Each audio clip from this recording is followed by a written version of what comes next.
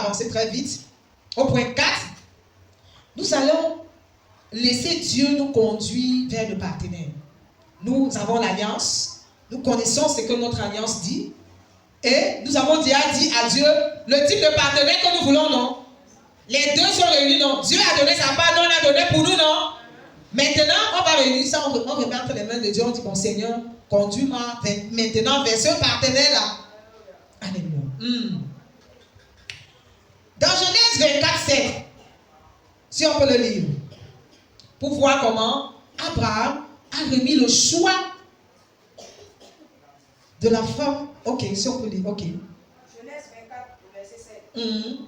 Le Seigneur Dieu du ciel, qui m'a pris de la maison de mon père et du pays de ma parenté, et qui m'a parlé, et qui m'a juré disant, je donnerai ta semence ce pays. Il enverra son ange devant toi, et tu prendras de là une femme pour mon fils. Alléluia. Pendant que le serviteur s'inquiétait que, mais je vais faire comment pour tomber sur celle-là? Et si la femme que je prends refuse de venir à Canaan? Abraham lui dit, non, ne t'inquiète pas.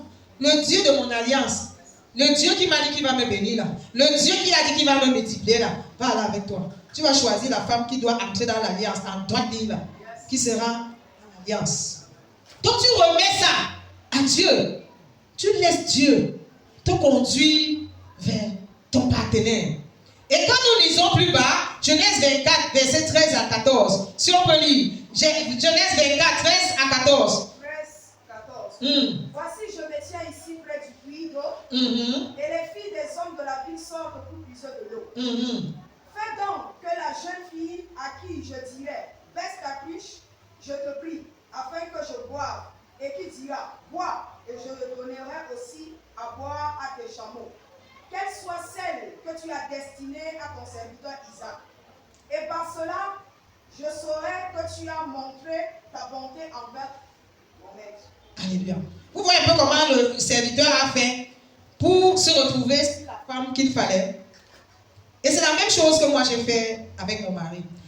Quand on s'est rencontrés, j'ai voulu être sûr que c'est lui. On m'a acheté. Seigneur, si c'est l'homme qui est mon mari là, il faut que, quand il y avait une dame qui vendait les beignets haricots, quand on va arriver au niveau de la dame des beignets haricots là, il faut qu'il dise que je vais manger le beignet haricot bouilli.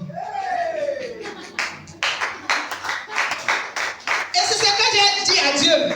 Pendant que j'étais en haut, je disais comme ça à Dieu. Exactement net. Quand on arrive au niveau de la femme qui vendait les beignets haricots, il dit, moi je veux manger les beignets haricots. Allons manger les beignets haricots.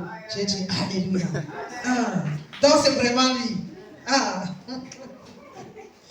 Donc, voilà un peu ce que le serviteur a fait pour se rassurer que c'était vraiment la femme qu'il fallait. Et je vous dis, c'est très important d'avoir les éléments distinctifs comme ça du partenaire. Parce que ces éléments vont nous aider demain. Comment ces éléments vont nous aider en temps de crise?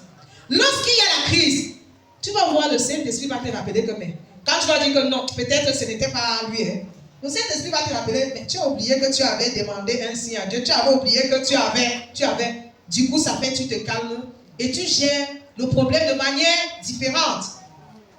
Vous voyez comment c'est important, non? C'est important d'avoir un élément distinctif que c'est ça. Voilà le bon partenaire pour moi. Parce que c'est ça qui va t'aider demain. C'est ça. Pendant qu'il y aura les vents, il y aura les tempêtes, tu seras toujours accroché. Pourquoi? Parce que tu seras sûr que ça c'est le bon partenaire. Les vents et les tempêtes ne font pas de lui le mauvais partenaire. Ce n'est pas parce qu'il y a le vent et les tempêtes que ça fait de lui un mauvais partenaire. Où tu vas commencer à dire non, peut-être qu'il fallait. Non, je n'ai pas. Mais cet élément distinctif va te permettre de traverser les tempêtes. Va te permettre d'aller au-delà de tout ce qui viendra secouer votre relation. Et c'est ce qui s'était passé avec moi. Chaque fois, il y a des moments où c'était un peu tumultueux. Je me rappelais toujours ce que j'avais demandé à Dieu et qui m'a montré. L'élément distinctif qui m'a montré. Et ça permet que votre relation soit solide. Ça permet que tu ne fasses pas n'importe quoi. Ça permet que tu ne passes pas à côté de ta bénédiction qui est près de ton partenaire. Je vais vous dire, bien aimé, lorsque tu as déjà un partenaire, vos bénédictions sont comme ils sont attachés. Donc imagine que tu n'as pas compris ça. Tu n'as pas cet élément distinctif qui peut te permettre de te positionner lorsqu'il y a les vents et les tempêtes et que tu décides de te mettre à côté ou de prendre des décisions bizarres. Tu vois que tu vas passer à côté de ta bénédiction.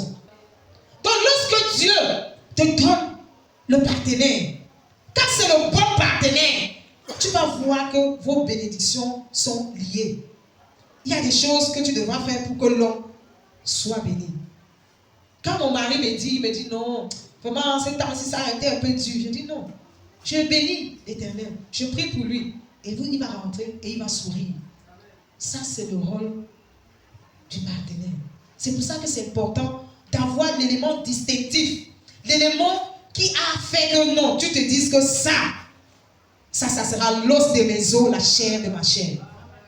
C'est très important. Alors, lorsque Dieu te montre ces éléments-là, ça ne suffit pas. Comme le serviteur. La Bible nous dit, dans le livre de Genèse 24, de 21 à 27, le serviteur, la Bible dit que le serviteur a commencé à regarder. Oui, c'est vrai. J'ai vu la fille, elle est venue me donner de l'eau à boire. Elle a fait boire mes chameaux. Est-ce que réellement c'est elle? On doit passer à la double confirmation. Il faut confirmer. Il y a la double confirmation. Je voudrais qu'on lise pour comprendre. Genèse 24, verset 21 à 27. Chapitre 24, 21. Commence à 21. Et l'homme était dans l'économie sans rien dire, pour savoir si le Seigneur avait fait réussir son voyage ou non. Et il arriva, quand les chameaux eurent achevé de boire, cet homme prit une boucle d'oreille d'or, pesant un demi-shekel, et 2 bracelets pour ses mains, pesant 10 shekels d'or. Et il dit, ce que nous devons comprendre, c'est que Dieu n'est pas à court de confirmation. C'est ce qu'il aime d'ailleurs. Il n'est pas à court de confirmation. Mais les gens n'aiment pas entrer dans les confirmations. Dès qu'on a ça, on s'arrête. Mais nous voyons que le serviteur d'Abraham ne s'est pas arrêté. Hein? Il a assez posé encore la question. Il a encore cherché, est-ce que c'est réellement? Pourquoi? Parce qu'il avait fait un serment à Abraham. Il fallait qu'il se rassure que les choses se passent normalement. Et lorsqu'on va du verset 21 jusqu'à 27, nous voyons comment il introduit la conversation avec la fille. Il pose les questions à la fille. Tu es de quelle famille? Et ainsi de suite, ainsi de suite. Et c'est les éléments qui peuvent nous permettre de confirmer. Lorsque nous posons des questions, on doit causer avec le partenaire. Pendant qu'on va causer, on va savoir, est-ce que c'est quelqu'un qui marche selon la parole? Cette personne sort de quelle famille? Pourquoi c'est important de savoir? Lorsque tu poses toutes ces questions, ça te permet de savoir quels sont les enjeux, qu'est-ce qui t'attend, quels sont les dieux idoles que tu vas combattre, quels sont les dieux idoles. Comme je vous ai dit, lorsqu'on est en couple, on partage les démons. Donc tu dois savoir quel est le travail spirituel qui devra être fait. Parce que lorsque la personne va te donner sa situation filiale, de quel village il sort, où elle sort, quelle est sa famille, quelle est sa parenté, le serviteur cherchait à savoir pour se rassurer qu'il était à l'endroit. C'est pour ça qu'il posait toutes ces questions. C'est pour ça que c'est très important. Et ces questions que nous posons entrent dans la confirmation de ce que Dieu nous a montré. Ça entre dans la confirmation. Ça nous permet de comprendre quels sont les enjeux spirituels auxquels nous aurons affaire. Et lorsqu'on sait ça, quels sont les enjeux spirituels, ça nous permet de nous préparer. Déjà, en tant que partenaire, qu'est-ce qu'on va affronter pour que le mariage puisse aboutir? Qu'est-ce qu'on va, les étapes qu'on doit traverser? Quels sont les combats spirituels qu'on devra relever? Quelles sont les batailles qu'on devra relever? C'est pour ça que le serviteur posait toutes ces questions-là. Pour savoir, est-ce qu'il y a une place pour vous pour m'accueillir? Pour savoir, c'est quel type de famille? C'est quel genre de famille? Quelle est la mentalité de la famille? Quelle est la vie de la famille? Nos parents, avant de trouver conjoint, allait souvent, ce qu'il faisait, oui, pas se renseigner d'abord. La vie, on veut prendre une femme là-bas. La famille est comment? On veut prendre un homme là-bas. La famille est comment? Et c'est ce que le serviteur d'Abraham faisait. Je voudrais qu'on lise 2 Corinthiens 5, 17. C'est pourquoi, si quelqu'un est en Christ, il est une nouvelle créature. Non, si quelqu'un a une version, la version d'Abi, j'aime bien ça dans la version d'Abi. Version d'Abi, personne n'a? Ok, si personne n'a, je vais ouvrir 2 Corinthiens, verset 5, 17. J'aime la version d'Abi parce que la version d'Abi décrit très bien le contexte. En sorte que, si quelqu'un est en Christ, c'est une nouvelle création. Les choses vieilles sont passées, voici toutes choses sont faites nouvelles. Je veux m'arrêter sur le mot création. Création. Quand David dit c'est une nouvelle création, qu'est-ce que David veut dire? David veut dire qu'il y a du travail à faire. Quand on utilise le création, c'est quelque chose en mouvement. C'est quelque chose qui est en train d'avancer, qui est en train de se déplacer. Mais quand on dit créature, c'est comme si quelque chose s'est stoppé. On a déjà le finish. Or, lorsqu'on dit en Christ, on n'est pas dans le finish. Il y a un travail qu'on doit faire sur nous. Et c'est pour ça, justement, qu'on doit poser toute cette question-là pour savoir, bien que ça soit un né de nouveau, un enfant en Christ, quel est le travail qu'il faut faire? Quel est le travail spirituel qu'il faut commencer dès maintenant et qu'il faudra faire après et avant d'engager toute procédure? C'est très important. Sinon, nous allons passer à côté. Si nous n'avons pas compris ça, ça peut être le bon partenaire, mais nous allons passer à côté. Parce que nous n'avons pas relevé ce pan-là de l'aspect spirituel de la personne. Dans le livre de Cantique 1,7, dans ce verset-là, quand on le lit, on voit qu'il faut prendre le temps de connaître aussi son partenaire, de décortiquer le partenaire. Ça là, entre parenthèses, on n'a pas encore amené chez le parent. Parce que ça arrive. Ça, c'est d'abord le travail qu'on fait. Imaginez que vous vous amenez, après vous vous rendez compte que ce n'est pas la bonne personne. Vous voyez que ça sera un gâchis, une honte. Donc, vous faites ce travail-là avant d'amener chez les parents. Vous cherchez à savoir. Je voulais qu'on lise Cantique 2, verset 3. Cantique 2. Cantique des Cantiques 2, verset 3. Verset 3 dit, comme le pommier entre les arbres de la forêt, tel est mon bien-aimé. Entre les fils, j'ai pris plaisir à son ombre, et je m'y suis assise, et son fruit est doux à mon palais. L'un des éléments qu'on néglige aussi dans le choix des partenaires, les éléments qui va confirmer ce que Dieu dit. Il faudrait que lorsque tu es dans la présence de ce partenaire, que tu prennes plaisir à sa présence.